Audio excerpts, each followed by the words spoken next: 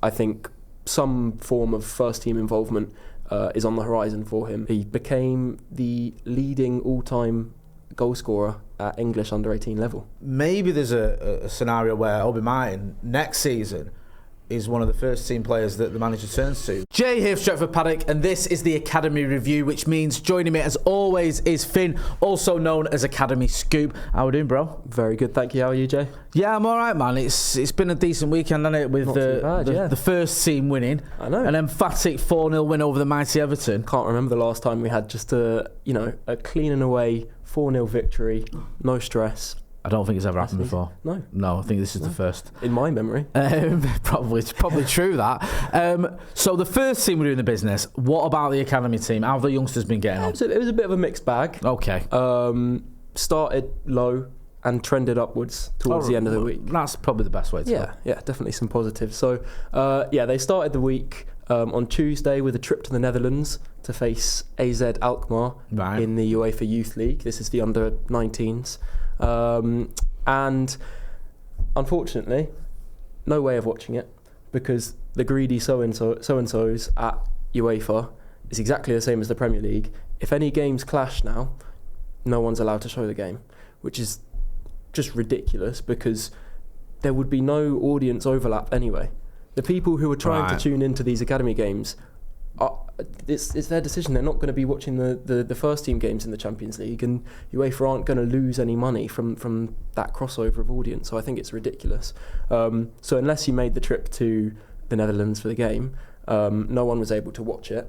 I've spoken to people who were there, and they say that United really struggled, which is obviously uncharacteristic of this group because they are so fantastic domestically.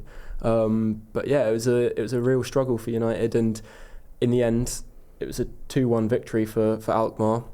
United did go ahead in the 19th minute for an own goal, but I was told Alkmaar dominated a lot of possession. Physically, they were very astute and made it difficult in those duels with United. And yeah, it was obviously a learning experience, and I think it's interesting because United tend to struggle against European opposition. I think a lot of English sides in general tend to struggle against European opposition. I don't know if that's something to do with different approaches to coaching and player development, but it seems to always be that way. And this is, Alkmaar are a team that won the competition not too long ago. Obviously a completely different side with the nature of academy football, but they're a team with pedigree in the competition and a very well-run youth setup, so it was never going to be easy. I was told that Will Murdoch performed very well and actually helped to keep the deficit to just one goal. Okay. Jace Fitzgerald and Jacob Devaney were bright in the midfield for what it's worth, but yeah, a bit of a struggle. And United have a mountain to climb for the second leg, which will be on December the 10th at Old Trafford. There are still tickets available, £3 for adults, £1.50 for under-16s, I believe. So, if anyone can make the trip down to Old Trafford to support the under-19s, because they'll need it, then definitely do. So it should be very interesting. You say they've got a mountain to climb. What makes you feel like that? Because obviously you look at it and you go, okay, it's doable, surely. Yeah. But do you just feel because of the level of performance that we saw, because of the sort of the strength of that team, it is going to be that kind of thing. It's, to be clear, it's nothing that I don't think they're capable of. Yeah. But obviously they've shown that they're a really strong side that are physically, technically, and tactically competitive. And they won't make it easy, even though United will have the home advantage. Again, nothing that they're not capable of. And one small gripe I had was that in the UEFA Youth League, historically we tend to, in our team selections, focus very much on age and experience. Not to downplay the quality of any of the players that did start, but I think if we introduced some of the under-18 players that are doing so well domestically, Chido Obi, Amir Ibrahimov, Mantato, Biancheri were all on the bench, and I'm told that when they came on, United had a bit more luck going forward. Obviously not enough in the end, but I'd like to see in the second leg maybe those players start, just to see if it can change United's luck and hopefully get a result. Yeah, definitely. You'd think so, wouldn't you? You'd think that at least gives us a fighting chance, and obviously because, as you said, there was Murdoch that kept the scoreline sort of respectable. It's given us a bit of a lifeline. Definitely, there are reasons to be hopeful for them, and I firmly believe that there are players in this group, in the 18s and 21s, that could stack up against any team across Europe. Yeah. So I'm not worried from an individual point of view, because these are fantastic players. The only thing that would make the difference is how well drilled Alkmaar showed that they were, and historically how well drilled these European sides are. So it'll be interesting, but again, if fans can make the trip to Old Trafford, show your support, then definitely do, and it'll be interesting to see if they can come out on top. So what date is that for the? That's 10th of December. 10th of December. Yeah, it's my daughter's birthday. If anyone's wondering, 5 p.m. kickoff. 5 p.m. I might take it down there. Then, what day is that? Couldn't tell you, but it's the 10th. We can work it out, right? Hang on a minute. We can do this. Is it going to be a Tuesday? Yeah, it'll be Tuesday. It'll be a Tuesday. There we go. Right, Tuesday, so 5 o'clock. Are telling me. Right. Yeah. We'll be there. There you go. What's next for us? So then it was the under-21s on Friday against West Ham at Lee Sports Village, and eventually there was light at the end of the tunnel, but it wasn't smooth sailing for United or West Ham. It was one of those games where, there are chances at either end, but it's a bit cagey, and both teams struggled to find the breakthrough, struggled to find that bit of luck in front of goal. And so I think Ethan Wheatley scored around 20 minutes, but it was ruled offside, and then West Ham had one ruled offside as well. So one of those affairs where things just don't really click for either side, but eventually in the 96th minute, Ethan Ennis stepped up for a free kick from about 25 yards out. I know where this is going. Of course, he placed it perfectly, bottom right. Really, really well taken free kick with a perfect balance of power and finesse, and United secured the 3 points. It was really interesting because Travis Binion set up the side in a back three, which is encouraging. Is this something that you feel is sort of being briefed to the rest of the United coaches, like let's play the Amorim way, or is that just a coincidence? I haven't received any concrete info to suggest that, but I definitely wouldn't be surprised. It makes sense from a player development perspective to have players getting used to the roles and the formations that hopefully they'll be playing if they do make that transition to the first team. So it makes that job of first team integration a lot easier. City have done it for years, a lot of the top sides do. I think that makes perfect sense, really, as long as the managers are happy to adapt to that style, which they're all capable of. So I would imagine that there have been conversations, and Ineos or whoever's involved in that communication have suggested let's try and match the style of play or the formation at every level, just to make that progression more seamless. So yeah, I think it's one we can keep an eye on then, isn't it? Like, we can see what happens, and like I say, it does make sense that they would do that to make it more seamless, but we'll see if there's any changes there. Just on Ennis, you've spoken about him before and his free kick capabilities. I mean, it does seem like he's pretty gifted in that area. Yeah, honestly, this season he's been fantastic. He's been the under-21s best player, definitely best attacking player. Set pieces, just in running into space. He's so good running in behind, but he's also able to keep hold of the ball, play a possession-based style. He's really versatile in that sense and suits a lot of different styles. So I'm surprised that he hasn't been involved yet. I've said this before, but he's definitely knocking on the door and kind of proving that point to Amorim or the coaches watching that, hey, look what I'm doing. I could come into the first team and maybe try and replicate that form, because like I said before, with players like Garnacho, who obviously I'm a huge fan of, another academy product, misfiring a little bit and sometimes lacking that cutting edge in terms of decision making, why not test out an Ennis who's honestly been near flawless this season? I think he's on 9 goals now and 3 assists in all competitions, which isn't a bad return.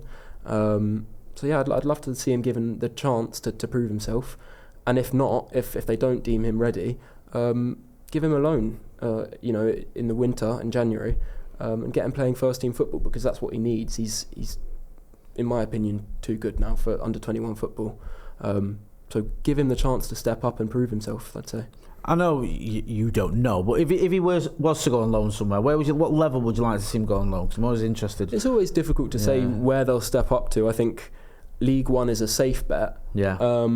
But honestly, I think he could hack it in the Championship. Really? He's physically robust. He's got like a good frame on him, and he rides contact well. He's so quick. You know, there are plenty of teams in the Championship who could benefit from having him. So, and I think he'd still benefit developmentally in League One. But I think it's so important for him to be getting that first team experience. I think players almost suffer a bit when they're in that under-21 limbo. I don't think it's a great environment for development, because we see a lot of players who are deemed very talented almost stagnate at that level, because the physical demands are higher than under 18 football, but I'm not sure it offers a big step up in terms of technicality or tactical rigours. So I would, if he's not deemed ready to contribute to the first team, which I'm not sure I'd agree with, but these coaches know better than me and most fans, give him a chance to go on loan and prove himself. Yeah, definitely. That seems like the best approach, because like I say, you don't want him stagnating. I'm also interested to see if players do go on loan where they end up, because I know it's not a science and it's not exactly true, but sometimes when a player goes to the Championship, you think they're not that far away. Yeah, but we've seen players go to League One in the past and step up. We've seen players go on several loan moves. Jesse Lingard, of course, went on a number of loan moves before he got into the first team. Even Ahmad is a good example. Ahmad, he did Rangers, he did Sunderland, was it? Yeah, and it has to be the right loan, because Ahmad's first loan at Rangers went pretty poorly, to be honest. Didn't even make the Europa final where he didn't make the bench, was it? Yeah, he didn't make the bench. I don't think he got off the bench. Yeah, I think his first 2 games he scored, and then from then on, he didn't really get a look in, and speaking to fans at the time, they weren't really impressed by what he had to offer.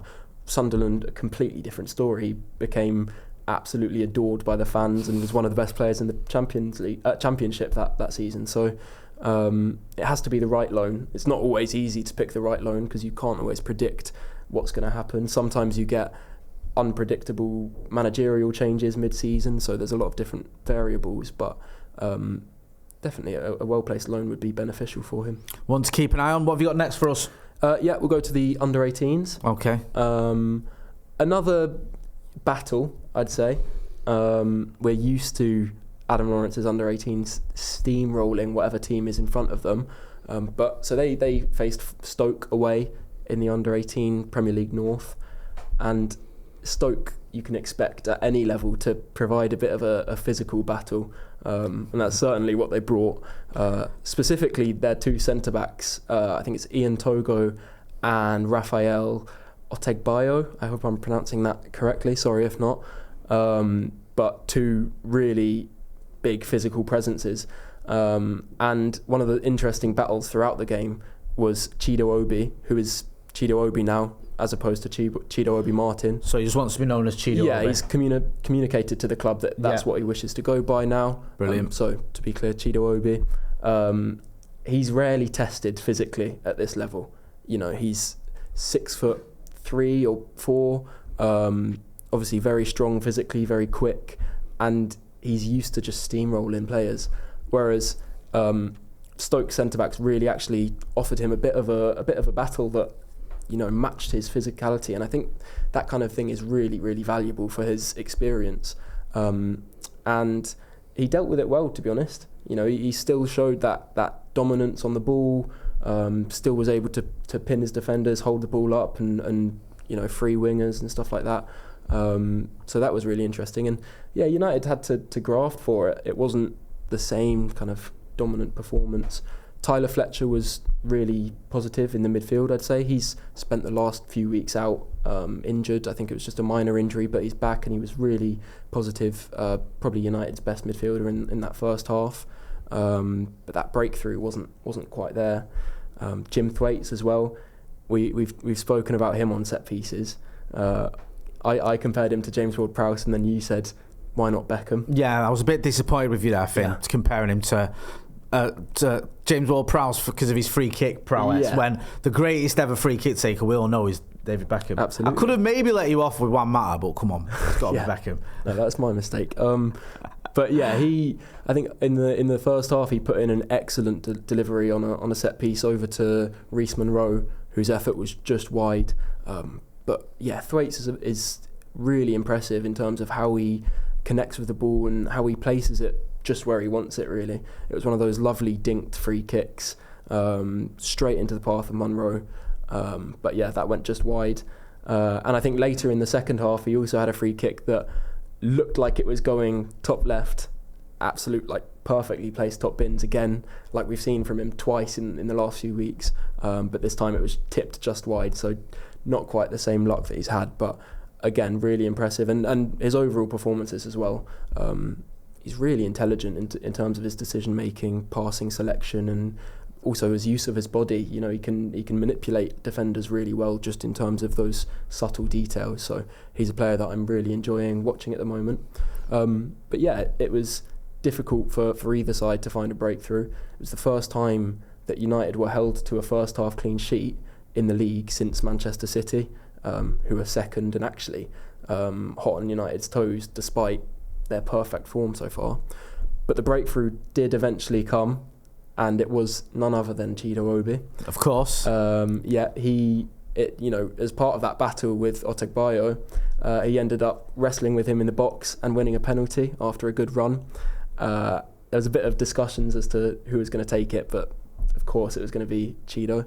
And he stepped up, placed it perfectly bottom left corner, and became the leading all-time goal scorer at English under-18 level. Really? Yeah.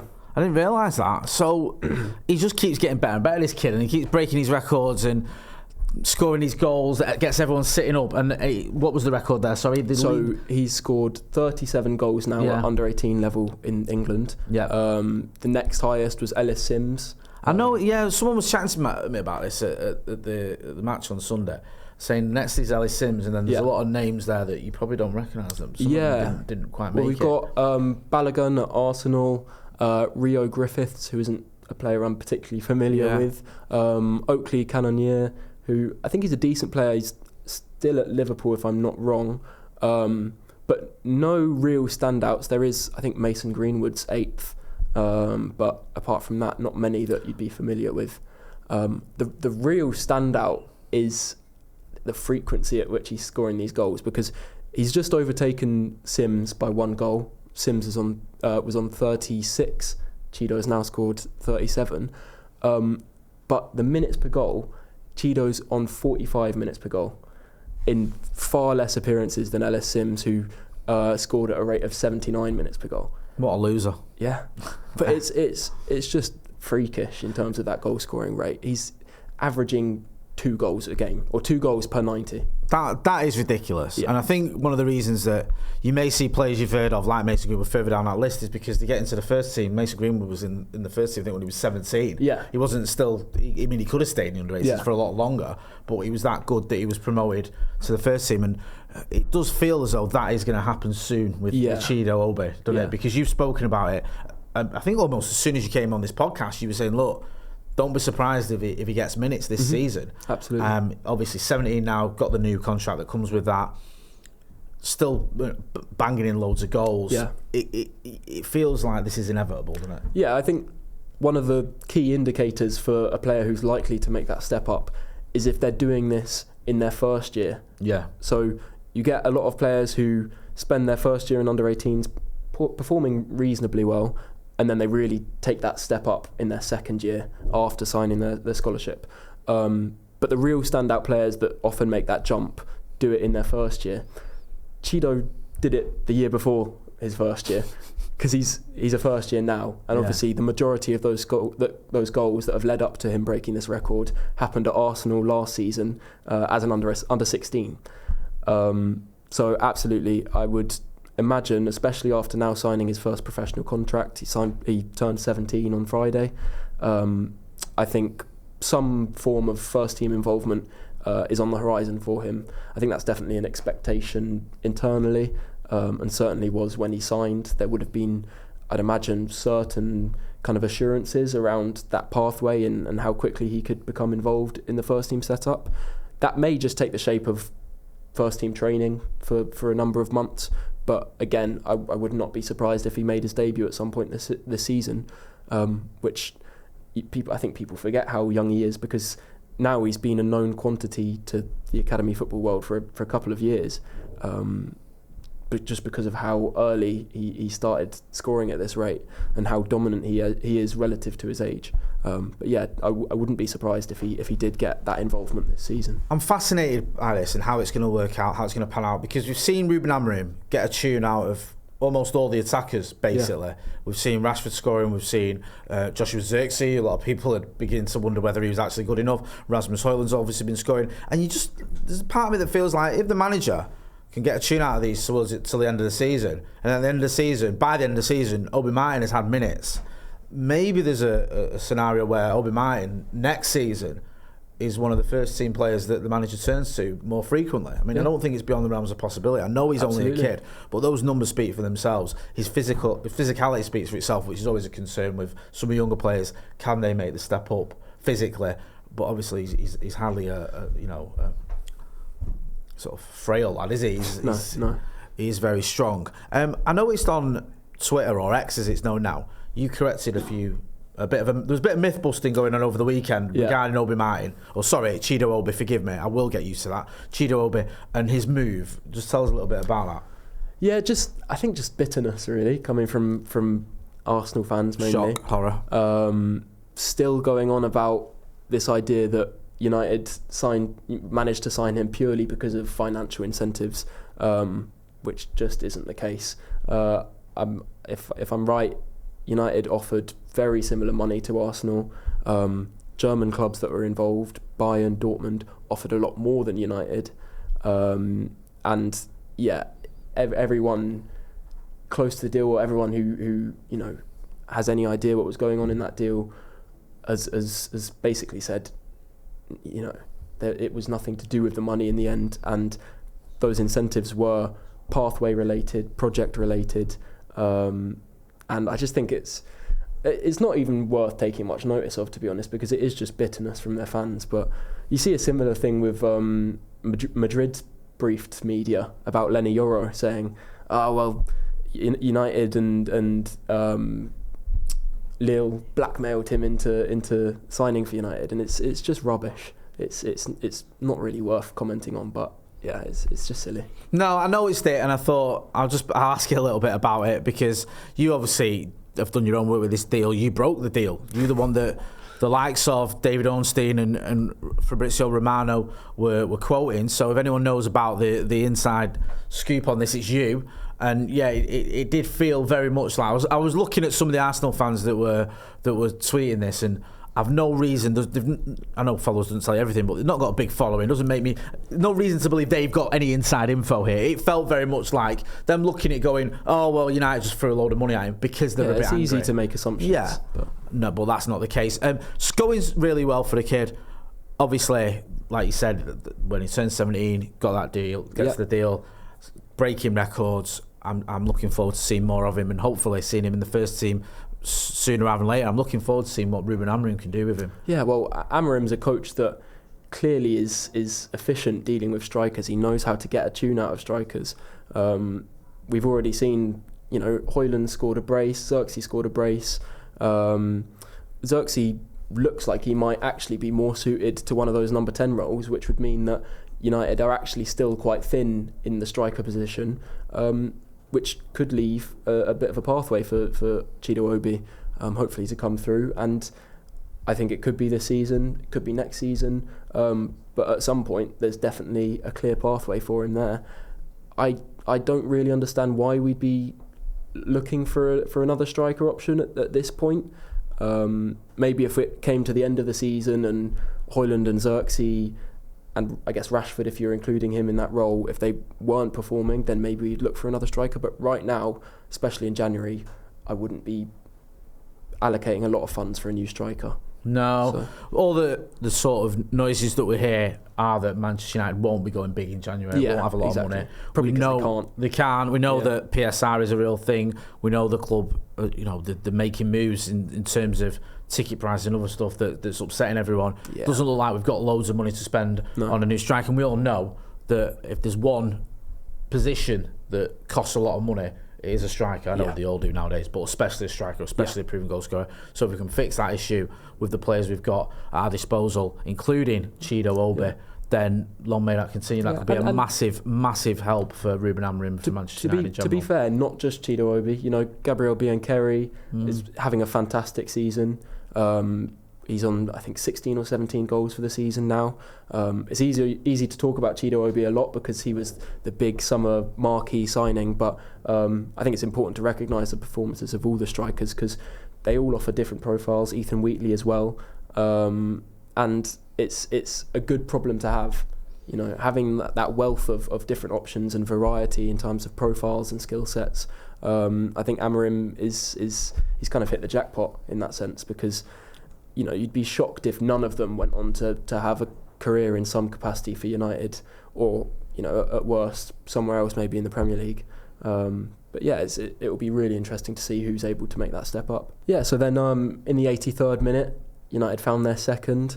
Kokonki was actually really instrumental in both of United's late goals. For this first of the two, he drove right up the left wing and played a ball across into the middle for Victor Musa, but he was dispossessed in the box. It was quite like a cagey little situation, and it fell to Scanlon, who finished really well from the centre of the box, straight into the kind of just off the bar, and keeper couldn't do anything about it. 2-0.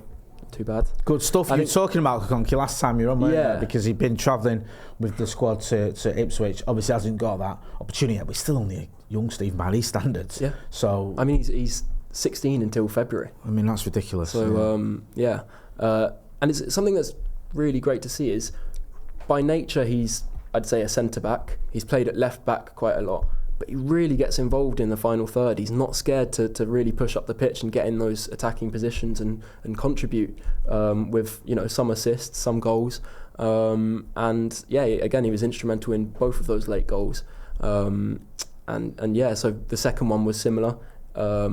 He worked the ball on the left flank over to Mantato.